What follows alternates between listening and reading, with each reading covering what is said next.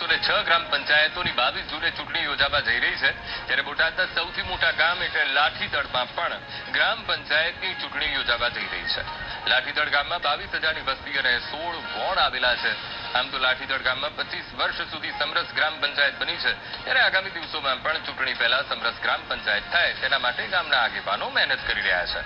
ચૂંટણીમાં કેવા ઉમેદવારની પસંદગી કરાશે, શું છે મુખ્ય જરૂરિયાત, શું છે ચૂંટણીના મુખ્ય મુદ્દાઓ, આવો જાણીએ ગ્રામજનો પાસેથી.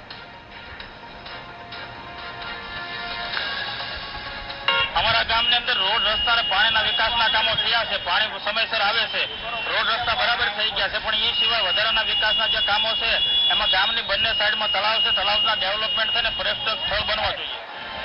એ સિવાય મહત્વનો મુદ્દો છે ગામની અંદર જે ગેરકાયદેસર લારીઓ છે એ લારીઓને પંચાયત તરફથી હટાવવામાં આવે, યોગ્ય જગ્યાએ મૂકવામાં આવે, એના ધંધા રોજગાર ચાલુ રહે.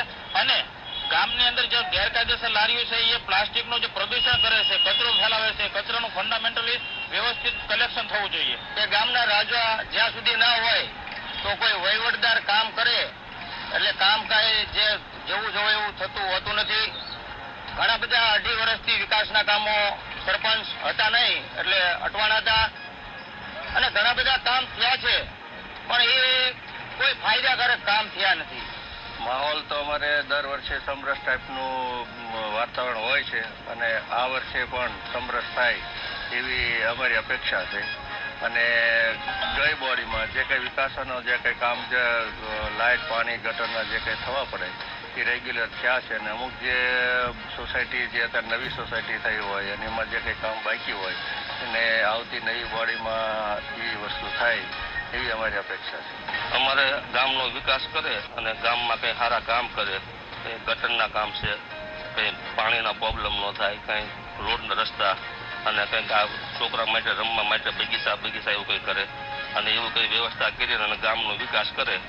અને અમારે ગામમાં અત્યારે સારું જ છે, બે પક્ષ સમાધાનમાંથી અમે હાલીએ છીએ અને ગામમાં વિકાસ છે, પણ થોડુંક નવી બોડી આવીને કંઈક નવા સુધારા કરે એવી અપેક્ષા છે. સરપંચ અને સભ્યની પસંદગી લાઠીદળ માટે કોઈ યુવા વર્ગ અને અભ્યાસ કરેલા હોય, ભણતર હોય, સારું જ્ઞાન હોય અને વિકાસના કાર્યો માટે હંમેશા સારા વિચારો આવતા હોય એવાની જરૂર છે.